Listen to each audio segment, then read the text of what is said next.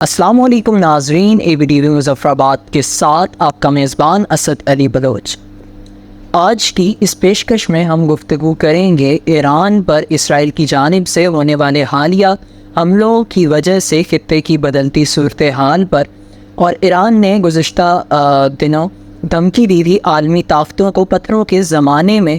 دھکیلنے کی۔ اس دھمکی کی حقیقت کیا ہے اور کیا ایسے اسباب ہیں کہ جن کی وجہ سے ایران یہ کر گزر سکتا ہے، اس پر بھی ہم بات کریں گے۔ اور آخر میں ہم پاکستان میں گزشتہ 24 گھنٹوں میں پیش آنے والی اہم واقعات کی جانب تبصرہ کریں گے ان پر، اور آپ تمام کو بتائیں گے کہ پاکستان میں کیا چل رہا ہے۔ تو بڑھتے ہیں اپنی آج کی اس ویڈیو کی جانب۔ سب سے پہلے اسرائیل کی جانب سے ایران پر مختلف مراحل میں حملے کیے گئے،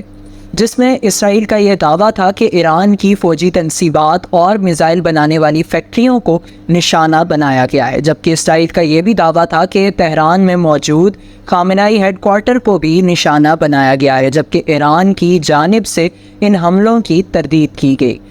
تردید کے ساتھ ساتھ ایران نے اپنے دفاعی نظام کو مکمل طور پر فعال کر دیا ہے۔ یاد رہے کہ تہران کے اطراف میں دھماکے ہوئے، جس کی ذمہ داری اسرائیل نے قبول کی، اور یہ اسرائیل کی جانب سے کہا گیا کہ تہران اور ایران میں موجود فوجی اہداف کو نشانہ بنایا گیا ہے۔ اسی سے منسلک ایران کی دھمکی بھی ہے کہ ایران نے واضح طور پر یہ دھمکی دی تھی عالمی طاقتوں کو کہ اگر ایران پر حملہ کیا گیا تو ایران جوابی وار کے طور پر تمام عالمی قوتوں کو پتھر کے زمانے میں دھکیل دے گا۔ تو اب ہم اس بارے میں بات کرتے ہیں کہ اس دھمکی کی کیا حقیقت ہے اور ایران کیسے کسی بھی عالمی قوت کو دھکیل سکتا ہے پتھر کے زمانے میں۔ تحقیق کی بنا پر ہم اس نتیجے پر پہنچتے ہیں کہ ایران کی اس دھمکی کی بنا یا بنیاد اسٹریٹ آف ہارموز ہے، جو کہ ایران، عمان اور یونائٹڈ عرب ایمریٹس کی مشترکہ ملکیت ہے۔ یہ اسٹریٹ پرشین گلف اور گلف آف عمان کے درمیان واقع ہے، اور دنیا میں اس کو ایک اہم مقام حاصل ہے کہ یہاں سے تیل کی تجارت اور آمد و رفت ایک بڑے پیمانے پر کی جاتی ہے۔ ایران کی مشترکہ ملکیت ہونے کی وجہ سے ایران کی دھمکی اس طرح بھی عمل میں لائی جا سکتی ہے کہ ایران یہاں سے دنیا بھر میں جانے والی تیل کی مصنوعات اور تیل کی آمد و رفت پر پابندی یا پھر ایسے ایکشنز لے سکتا ہے جن سے تیل کی آمد و رفت متاثر ہو، اور یہی وہ دھمکی ہے یا پھر یہی وہ اقدامات ہوں گے جن سے ایران کی یہ دھمکی ہمیں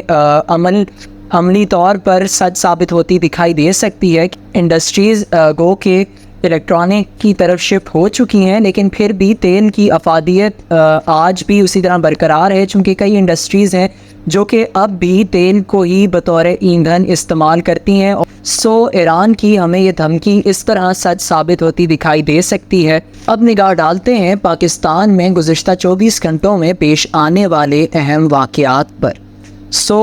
کل اسلام آباد میں پولیس وینز پر حملہ کیا گیا، اور اس حملے کے نتیجے میں پی ٹی آئی کے 2 MNAs اور دیگر قیدی فرار ہوئے، لیکن ان تمام کو بعد ازاں گرفتار کر لیا گیا۔ اسی کے ساتھ گزشتہ روز چیف جسٹس قاضی فائز عیسیٰ کا عدالتی طور پر ایک آخری دن تھا بطور چیف جسٹس، اور وہ اپنے عہدے سے اب ریٹائر ہو چکے ہیں، اور اب ان کی جگہ سنبھالی ہے نئے آنے والے چیف جسٹس، جو کہ 26ویں آئینی ترمیم کے بعد چیف جسٹس بنے ہیں، جسٹس یحییٰ آفریدی نے۔ اور گزشتہ روز سپریم کورٹ میں